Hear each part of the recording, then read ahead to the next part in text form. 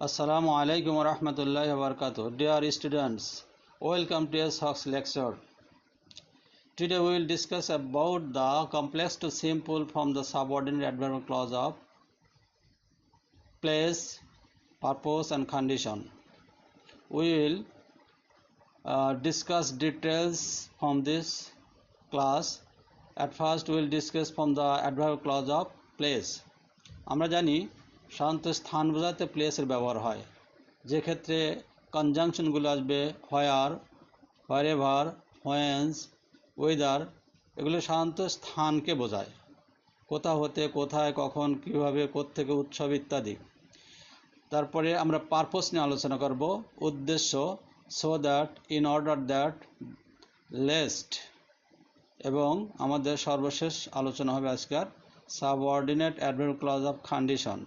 Condition অর্থ শর্ত। এখানে যতগুলো কনজাংশন আছে সবগুলোই শর্ত ভিত্তিক।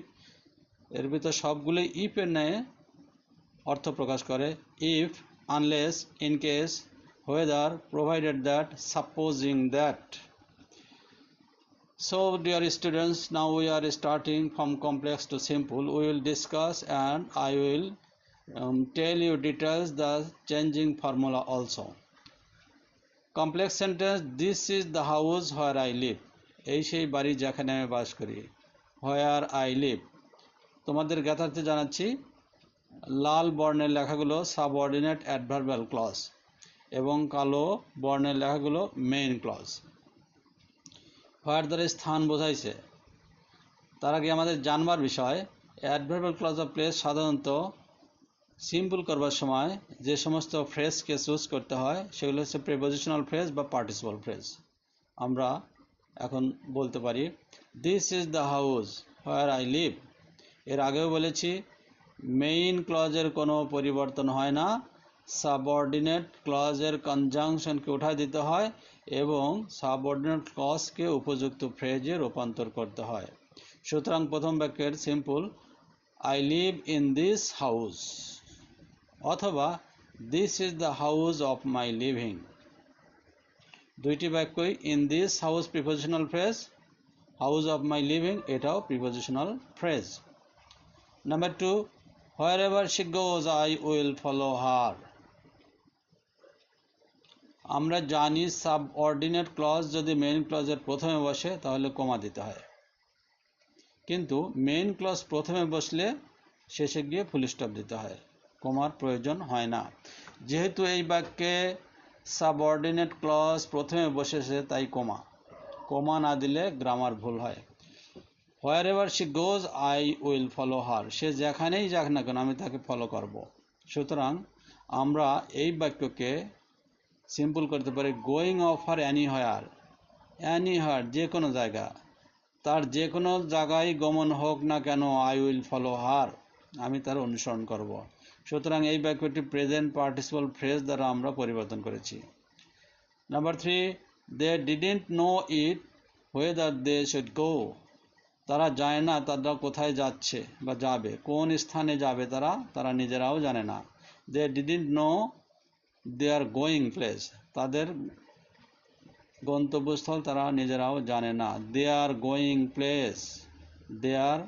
Going place, no verb transitive হওয়ার কারণে এখানে দেয়ার গোয়িং প্লেসকে আমরা নাউন ফ্রেজে রূপান্তর করেছি, কারণ নো ট্রানজিটিভ হওয়ার কারণে অবজেক্টের প্রয়োজন। দেয়ার গোয়িং প্লেস এখানে অবজেক্ট, ব্যতিক্রম ধর্মী এটা। Complex I know the sources whence it has been started. Whence অর্থ কোথা হতে, কোন জায়গা হতে। আমি উৎসটা জানি কোথা থেকে এটা শুরু হয়েছে।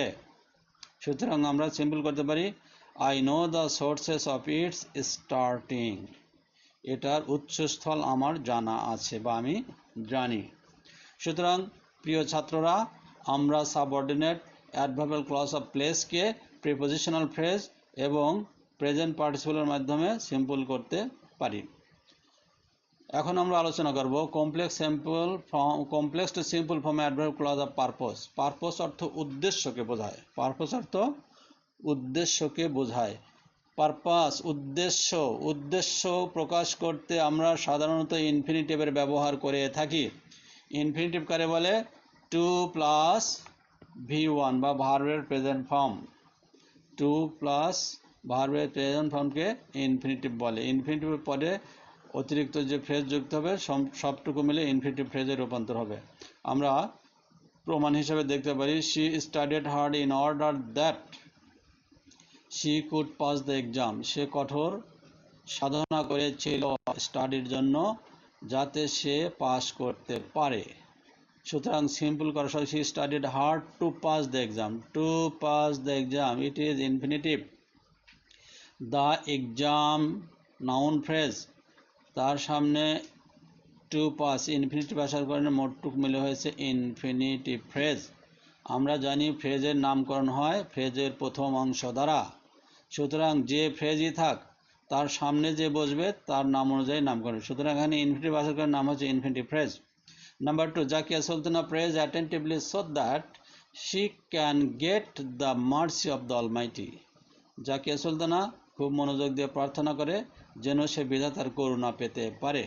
উদ্দেশ্য করুণা পাওয়া, এই জন্য ইনফিনিটিভের মাধ্যমে আমরা সিম্পল করেছি। Zakia Sultana prays attentively to get, Zakia Sultana to get infinitive. The mercy of the almighty noun phrase, এটাও আমরা ইনফিনিটিভ ফ্রেজের মাধ্যমে সিম্পল করেছি। Complex, she read attentively lest she might or should fail in the exam. Lest একটি conjunction, ইফের নয় অর্থ প্রকাশ করে, ইফের কাছাকাছি অর্থ প্রকাশ করে, ইফের মতো অর্থ প্রকাশ করে, অর্থাৎ এই কাজ না করলে পরিণতিতে বাকি অংশ হতে পারে, ভয় থাকে। সুতরাং আমাদের এই বাক্যের অর্থ হচ্ছে শি রিড অ্যাটেন্টিভলি, সে মনোযোগ দিয়ে অধ্যয়ন করেছিল। Least she mite fail in the exam, যেন সে পরীক্ষায় ব্যর্থ না হয়। আমরা জানি লেস্ট শব্দটি নেগেটিভ অর্থ প্রকাশ করে, এই জন্য লেস্টের পরে কখনো নট, নো, নেভার ইত্যাদি ব্যবহার করা যায় না। সুতরাং আমরা সিম্পল করেছি she read attentively not to fail in the exam. যেহেতু লেস্ট যুক্ত বাক্য নেগেটিভ অর্থ প্রকাশ করে, সিম্পল করবার সময় যেন প্রথমে নট দিয়ে তারপরে আমরা ইনফিনিটিভ করেছি। সুতরাং প্রিয় ছাত্ররা, adverbial clause of purpose should be infinitive phrase for making simple. Adverb clause of পারপোজকে আমরা ইনফিনিটিভের মাধ্যমে সিম্পল করতে পারি। আমাদের থার্ড আলোচনা, complex to simple form the adverb clause of condition. Condition অর্থ শর্ত, কন্ডিশন অর্থ শর্ত। এর প্রথম এবং সবচেয়ে পরিচিত কনজাংশন হচ্ছে ইফ। বাকি সব কনজাংশনে ইফের নয় অর্থ প্রকাশ করবে, যদি, শর্ত, শর্ত ভিত্তিক ইত্যাদি। আমরা পর্যায়ক্রমে দেখতে পাচ্ছি। If you run your business attentively, যদি তুমি তোমার ব্যবসাকে সুন্দরভাবে পরিচালনা করো, you will be rich man, ধনী লোক হতে পারবে। আমি আবার রিপিট করছি, if the subordinate clause sits before the main clause, comma must be, otherwise grammatical problem হইবে। সুতরাং আমরা জানছি যে ইফ যুক্ত বাক্য যদি পজিটিভ হয় আমরা বাই প্লাস ভার্বের সাথে আইএনজি যুক্ত করে সিম্পল করতে পারবো। আর ইফ যুক্ত বাক্য যদি নেগেটিভ হয় আমরা উইদাউট প্লাস ভার্বের সাথে আইএনজি যুক্ত করে সিম্পল করতে পারবো। সুতরাং আমরা দেখছি, if you run your business attentively, by running your business attentively you will be a rich man. ভালোভাবে ব্যবসা পরিচালনা করে বা মনোযোগের সঙ্গে ব্যবসা করলে তুমি ধনী ব্যক্তি হতে পারবে। একটা শর্ত, ধনী হওয়ার শর্ত মনোযোগ সহকারে ব্যবসাকে পরিচালনা করা, যা ইফের দ্বারা অর্থ প্রকাশ করে। আমরা সাধারণত বলে থাকি যে আমার যদি এইটা থাকতো তাহলে আমার এইটা হতো, শর্ত। আমার বাবা যদি ধনী হতো আমি অনেক কিছু কিনতে পারতাম। বাবা ধনী না তাই কেনা যায়নি। সুতরাং ইফের আমরা দ্বিতীয় অর্থ নেগেটিভ দেখি। If she didn't go to the airport, যদি সে এয়ারপোর্টে না যেত। She couldn't see her brother off, তাহলে সে তার ভাইকে বিদায় জানাতে পারতো না। আমরা প্রথম বাক্যে পেয়েছি নেগেটিভ, দ্বিতীয় বাক্য নেগেটিভ। সুতরাং উইদাউট প্লাস ভার্বের সাথে আইএনজি করে আমরা সিম্পল করেছি। সি অফ অর্থ কাউকে বিদায় জানানো। সেপারেবল ফ্রেজ, সেপারেবল অবজেক্ট এই সি অফ একটি ফ্রেজাল ভার্ব। কিছু কিছু ফ্রেজাল ভার্ব আছে যাকে অ্যাটাচ করে একসঙ্গে রাখতে হয়, আবার কিছু আছে মাঝখানে অবজেক্ট বসিয়ে প্রিপোজিশনকে শেষে দেওয়া যায়। যেমন এখানে সি অফকে আমরা সি হার ব্রাদার অফ লিখেছি। Without going to the airport she couldn't see her brother off. এয়ারপোর্টে না গিয়ে সে তার ভাইকে বিদায় জানাতে পারত না। আমরা পরবর্তী বাক্যটা দেখি। The plane will take off provided that the weather is fine. প্লেনটি আকাশে উড্ডয়ন করবে যদি আবহাওয়া ভালো থাকে। প্রোভাইডেড দ্যাট ও ইফের নয় অর্থ প্রকাশ করে। সম্ভাবনাকে বোঝায়। সম্ভাবনা মানে আকাশ ভালো থাকার সম্ভাবনা থাকলেই প্লেনটি আকাশে উঠবে। সুতরাং আমরা সিম্পল করেছি the plane will take off by being fine weather অথবা supposing fine weather. By being fine weather অথবা সাপোজিং ফাইন ওয়েদার। সাপোজ মানে যেটা হওয়ার সম্ভাবনা। আবহাওয়া ভালো হলে প্লেন আকাশে উঠবে।